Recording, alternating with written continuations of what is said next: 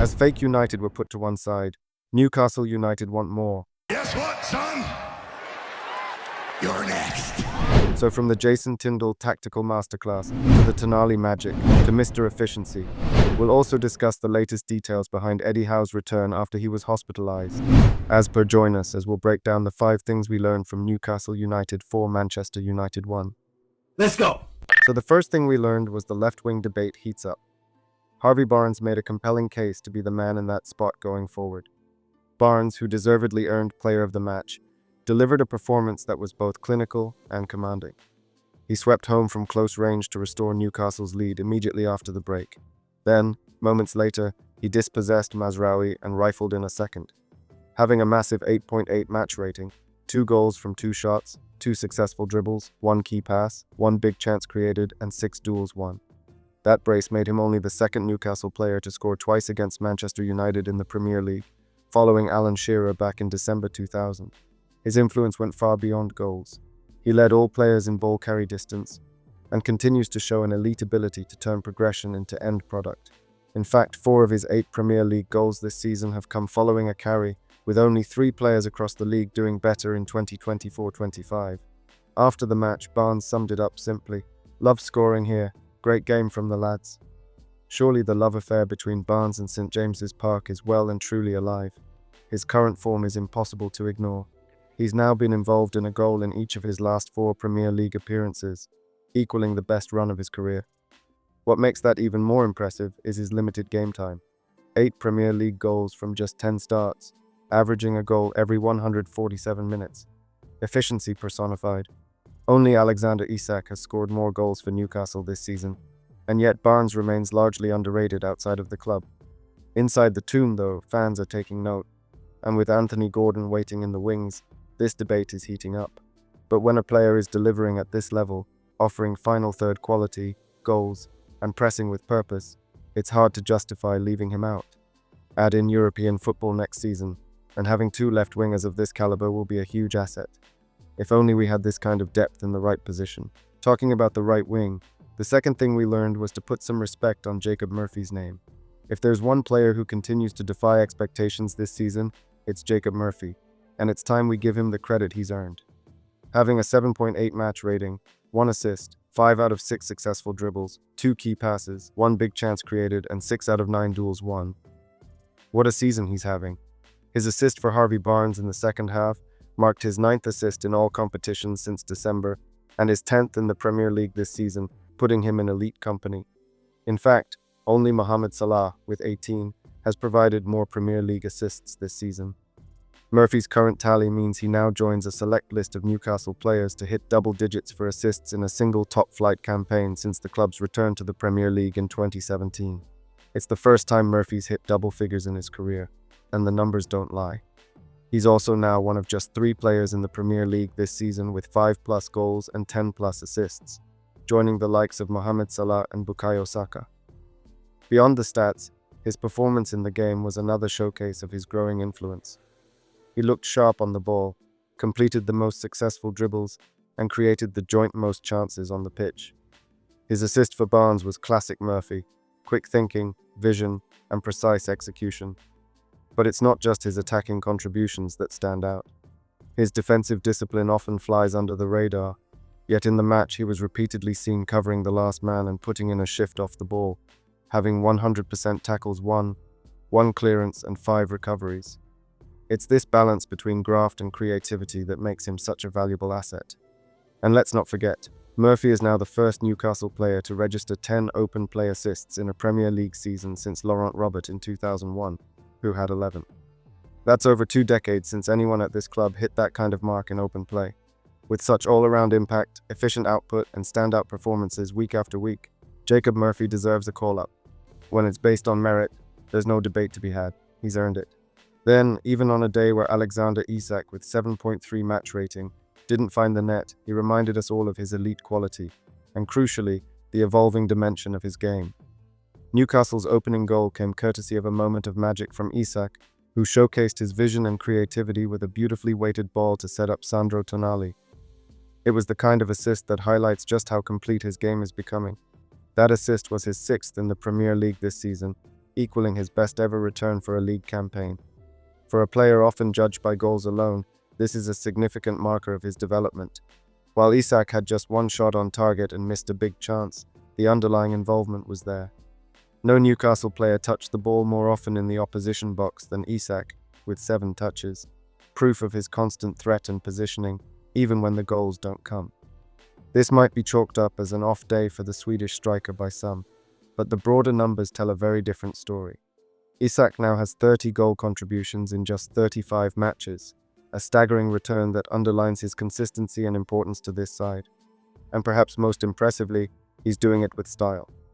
The assist for Tonali wasn't just effective, it was elegant. It's a reminder that Isak isn't just a finisher, he's a creator, a technician, and a playmaker when needed.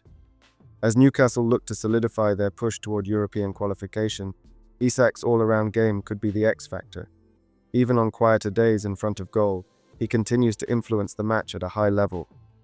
Then, the third thing we learned, the real Bruno reminder.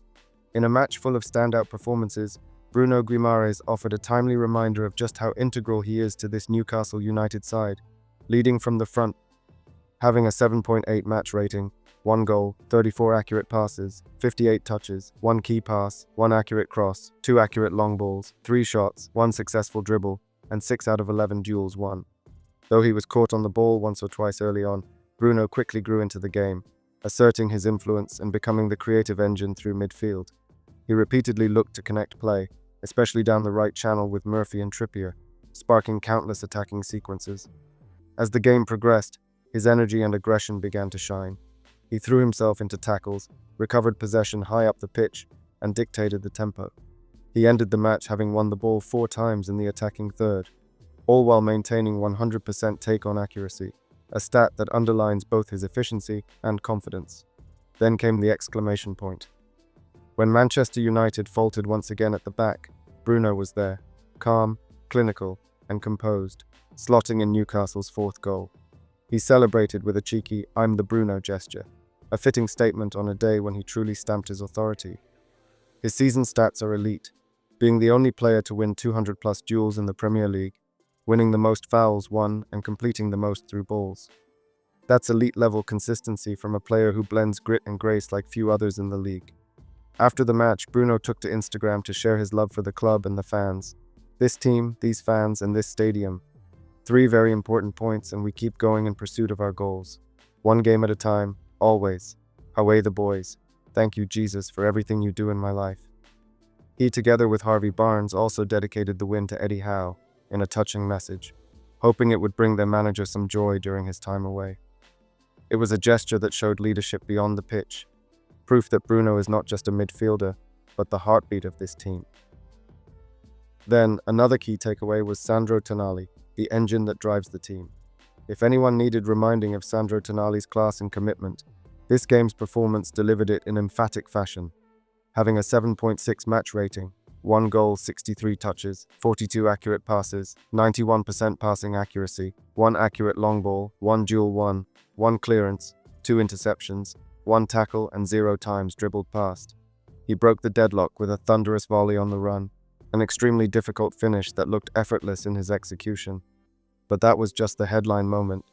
What really defined Tonali's performance was everything else he brought to the pitch.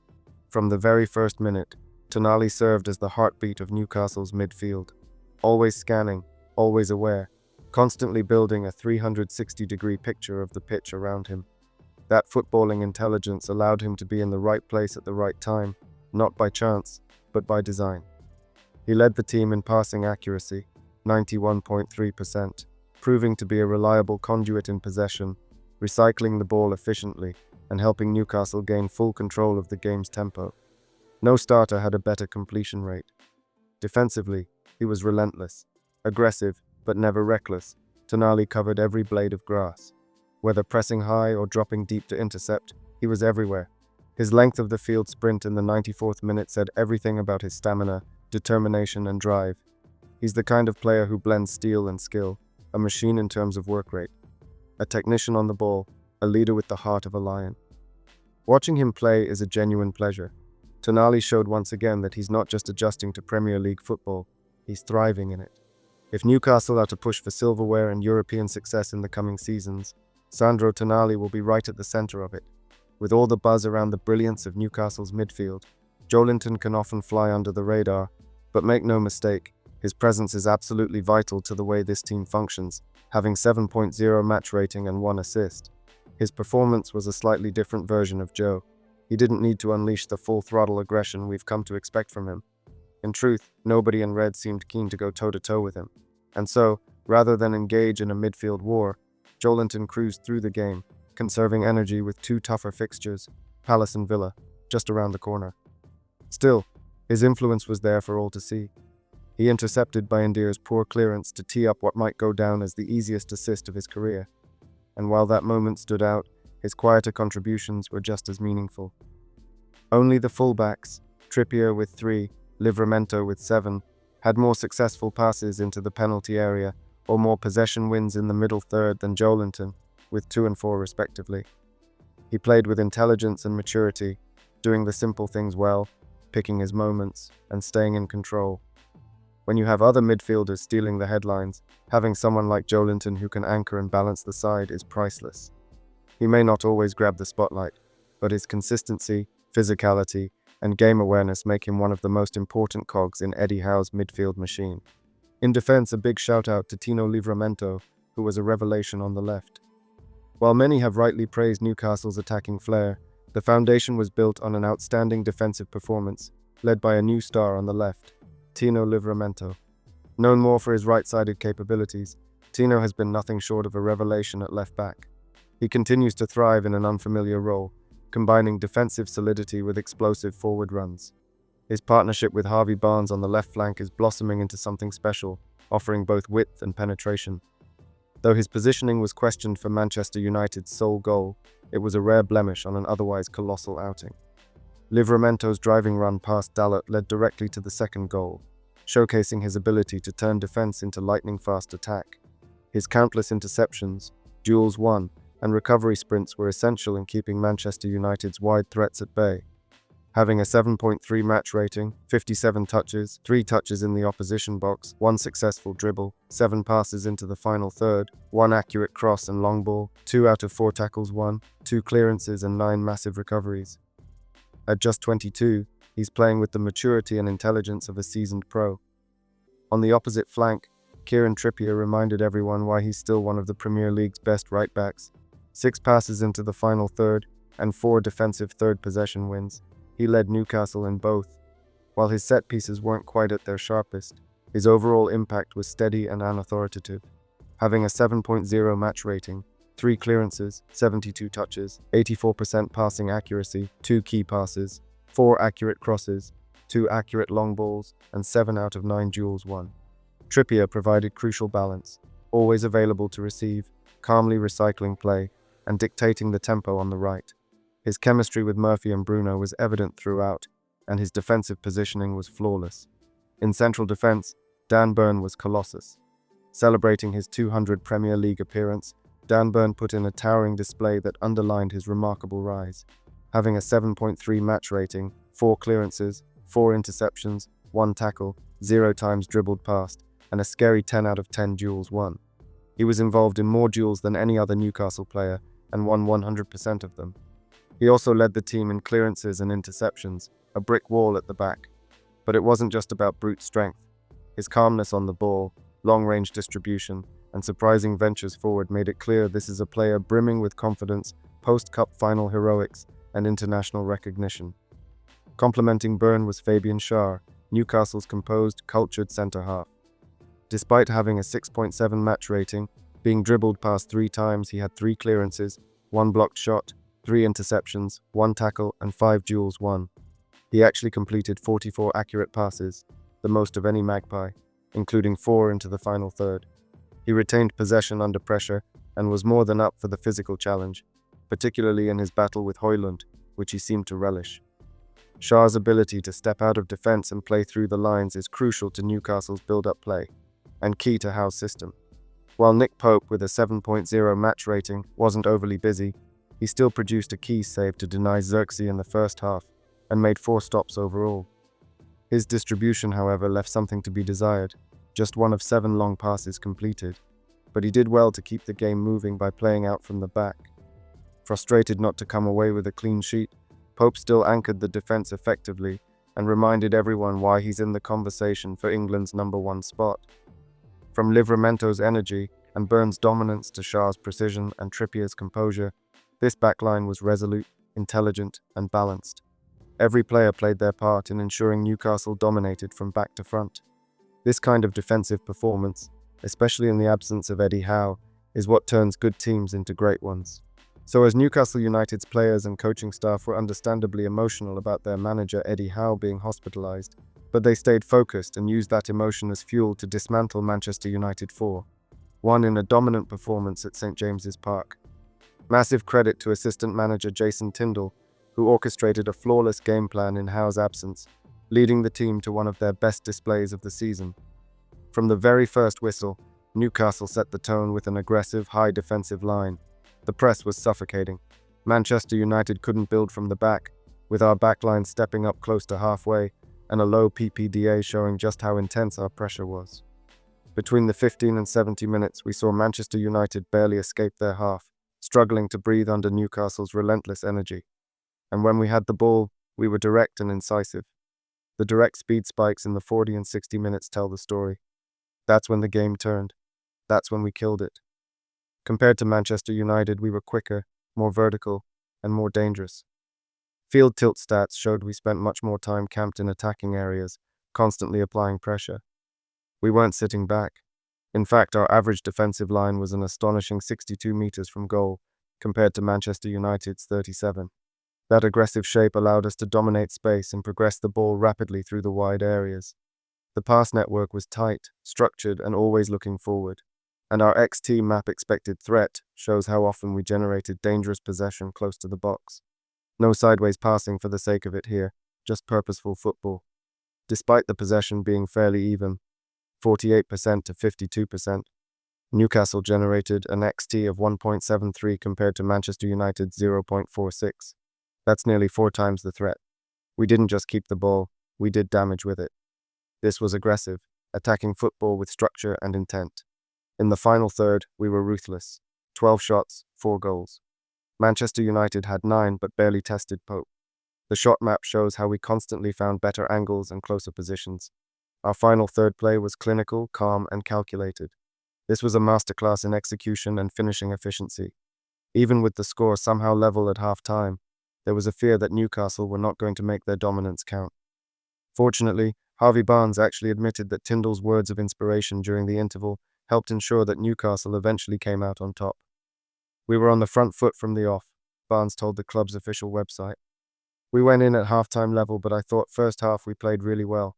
I think their goal was their first shot on target. They didn't have a lot in the first half. That was the message at halftime. Keep doing what we're doing. Keep building on that and the chances are going to come. Second half we took our chances really well and saw the game off. It was a great day. Ultimately, it was a complete performance from front to back. A statement win. Manchester United was second best in every department, tactically, physically, and mentally. From the high press to the vertical passing, from winning duels to working the flanks, Newcastle outclassed them. This wasn't just a victory, it was a message. We've now done the league double over Man United for the first time in nearly a century. Champions League? It's ours to lose. Only Liverpool have earned more points than us since December, and they've played more games. We've won 12 of our last 16 league matches, and are riding a 5-game win streak in all competitions. If we win again on Wednesday, that'll be 6 in a row, and we move up to third, right behind Arsenal. Regarding Eddie Howe's illness, Newcastle United announced that he is recovering in hospital after being diagnosed with pneumonia. The club continues to extend its best wishes and support to Eddie and his family as he continues his recovery. His return date has yet to be confirmed. Then finally, if you would like to know about Newcastle's secret done deal sealed agreement, click the video link on the screen now.